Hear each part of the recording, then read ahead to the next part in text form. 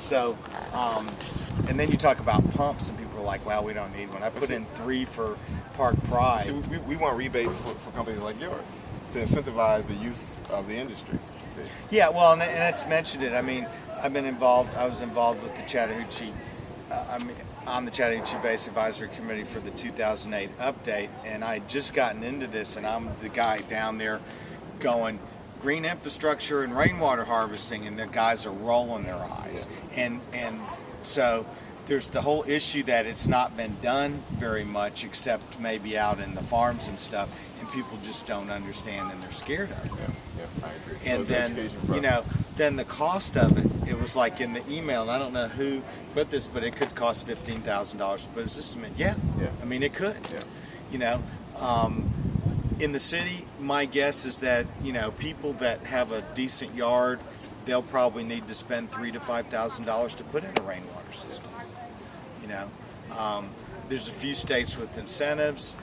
Texas does no sales tax on all rainwater products. That'd save 8% right here in Atlanta. Let's see, who else does incentives? Well, then there's requirements. For new construction, it's a no-brainer because the cost isn't that much on a house. So you add another $5,000 to the house. Well, it's a $200,000 house. What's that? 2%. So putting in requirements for that. Then there's also a lot of people just don't seem to care about water. I mean, they do, but they don't. Well, yeah, we care when people force us to care. With the situation with the Lake Lanier and Chattahoochee, the tri-state problem, we're forced to care, and the governor cares. But it's macro, and it's. Well, I mean, the governor cares because he's got no choice. But I went to the first meeting they had on the water task force, and I get emails, and they're putting all their money into building reservoirs. And then what about this thing about pumping water from Savannah and desalination? Oh, they could never afford to do that. First of all, desalination is extremely expensive. Then you're going to pump water 300 miles north and 1,000 feet in the air. So it ain't going to happen. So the reservoir is the only practical. Well, they're talking still a little bit about Tennessee. They've talked about running a pipe from the Savannah River by gravity fed down here. In exchange for the airport train. Well, that's the Chattanooga thing, but they also had talked one time about running a pipe from the Savannah River north. That would be an ecological nightmare. Well, so would doing the Tennessee, because you got to get, if you're going to pipe it somewhere, you got to get permission, and then you got to run the pipe, and then you got to maintain it. The thing about rainwater harvesting is we get 50 inches of rain a year here. I mean, the amount of water is unbelievable. The cost of pumping it, a 110 volt pump, so you're paying, I don't know, a few dollars a month, whatever, to pump the water to your house. I mean, if we could just take care of the non-potable needs, that's 20% or more. Use it in manufacturing, use it for emergency water. Right now, there's, I see utility companies are putting new gas line in my street, so that when they drill, they got to get water, and they hook up to the fire hydrant. Porta potty guys, they hook up to the fire hydrant. And they pay for that. Sure.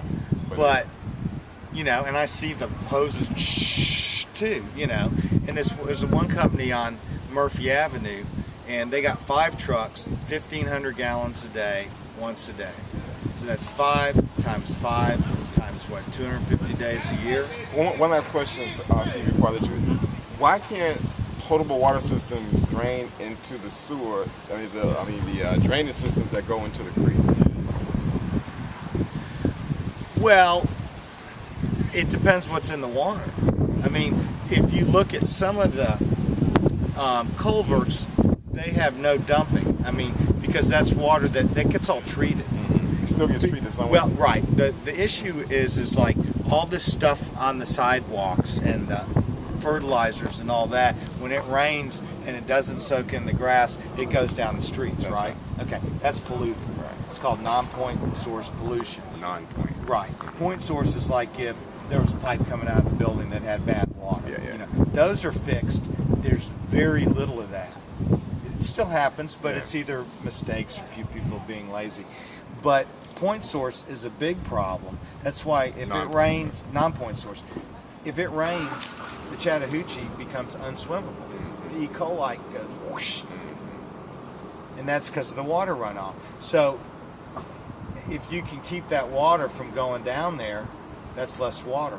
That's why they have those tunnels underground.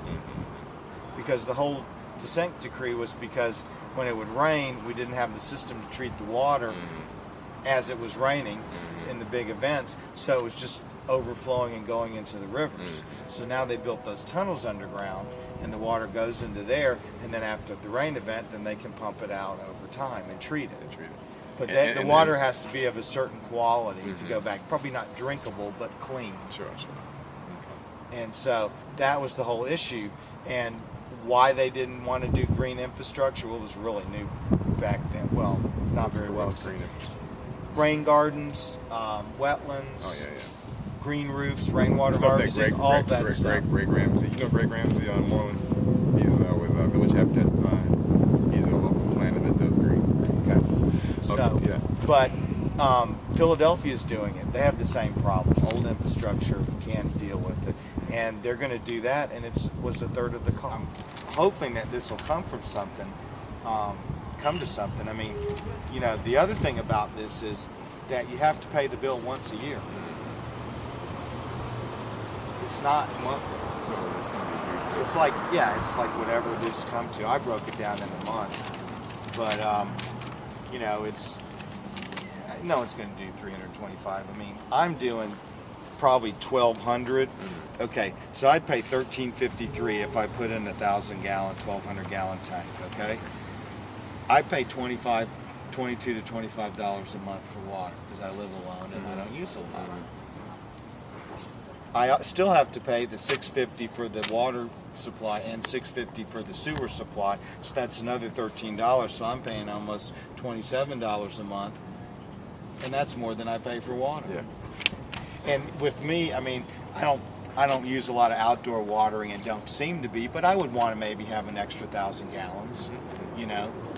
Then I would have to be paying, you know, for 2,500, I'd be paying $27 plus the 13 for the. It's just cumbersome.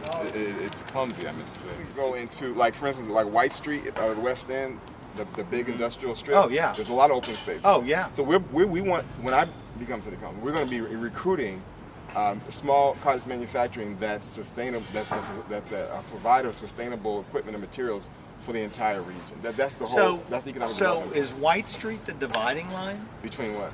Where's it between you and Joyce? Yeah. University Avenue. Yeah, but she goes all the way to Leicester to the railroad tracks, and then she does have NPU X. Because the other thing is that it's different. It's different watersheds. And Well, Wawa is the only Chattahoochee watershed. No, I'm saying Wawa is my only source of. I'm not a water expert, obviously. You can pick that up. So, but Wawa is the group that helps me understand some of this stuff. Because we wanted to open up the Utoy Spring. There's a pipe that runs underneath that first farm I was telling you about. We wanted to open up that pipe and do a little sort of tourism feature of a brook going through the middle of the land. Sure. And then have some aquaculture ponds going on with tilapia harvesting. And so, you know, I got that idea from Wawa. So there, you know. Yeah, I went to a meeting over there. Well, I went to a rain barrel workshop over there just to see what was going on. And I like what they're doing. I just don't get a lot of information from them. It's not consistent. They're all volunteers, you know. Yeah. And so, you know, you don't have professionals, and people at times when the economy gets tough, people start making choices about priorities. Oh yeah, I understand. So, Steve, I mean, it was really educational and really pleasure. So you got a garden? Well, let's go over there. You want to go? Okay, yeah, let's right on the corner. Yeah, we're gonna drive over there. I was gonna walk.